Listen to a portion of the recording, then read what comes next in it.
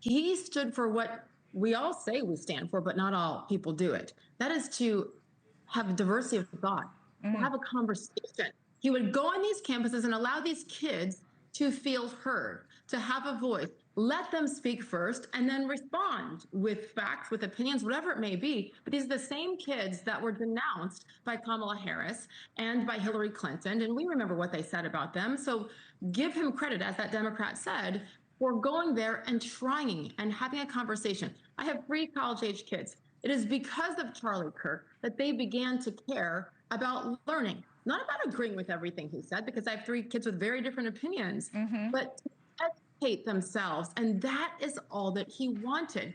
But every part of him was rooted in his faith. And that is what inspired me. I'm blown away by that. And I'm also comforted by that, Elizabeth, because I know that that is what is going to make it eventually, that Erica's going to be okay because of her faith in God and where she knows her husband is right now. But I know that there's millions of people now who are like, enough. We cannot live in fear. We cannot be silent, because that is what the evil people, like the person who shot him and tried to kill Donald Trump, and unfortunately so many other evil people in this country, they want to scare us into submission, to be silent. And because he was winning, because he won, because of the impact he had, they wanted him dead, and they succeeded. But his message is going to live forever. To be clear, we don't know anything yet about the shooter or the motive behind the shooting, but the governor of Utah is calling it a political assassination. I want to get, you just talked about the fact that you have 3 college-age kids. I have 2, and every single person I've spoke to who has kids in high school or college has said that their kids were texting or calling them today, even, you know, across the political spectrum. Donald Trump credited Charlie Kirk for helping him win the election because he was able to attract younger voters. He has, you know, for everybody, you know, of all ages are expressing a lot of incredibly felt statements of agony and remorse tonight over what's happened to him.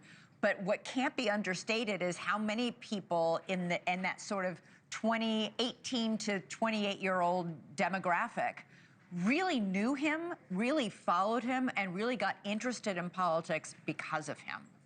Yes, yes. We looked it up earlier today, that demographic, that voting demo, 18 to 29, that turned 20% from Democrats to Republicans to Donald Trump in November of 2024. That is massive. I've been saying for 2 years that he is one of, in my opinion, one of the most influential Americans ever because of that, because he chose to go into talk to that group that everybody else was largely ignoring, and because he was smart enough, Elizabeth, to see what was happening on social media, to see what was happening on TikTok, and the messaging that was being pushed from the far left, these crazy ideologies. And he's like, wait a minute.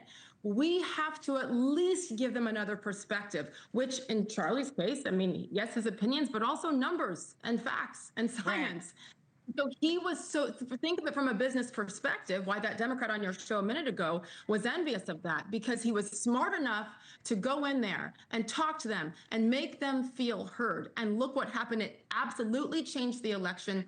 And then he had such an influence after the election with that transition team. When I was at Mar-a-Lago in December, he was there with Elon Musk and with Donald Trump, and he was having conversations to make sure that demographic remained heard. And that's where they hadn't been for so many years. So I've said it from day one with him. It was an honor.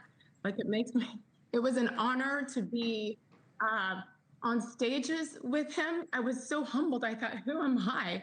But he inspired me to not live in fear of having an opinion, of being true to myself, which others are allowed to, right? Unless you have that conservative viewpoint.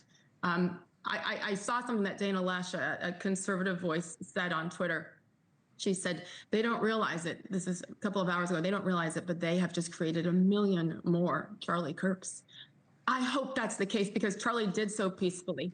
He was never violent. He was never ugly with his words. He was strong and speaking opinions and fact, but he was never ugly. He was never divisive in that way. And I hope everybody on all sides can take a lesson from how he chose to do it and keeping God at the center of it. Thank you for watching. Subscribe below and download our NewsNation app right now on your phone, and you will get fact-based, unbiased news for all Americans.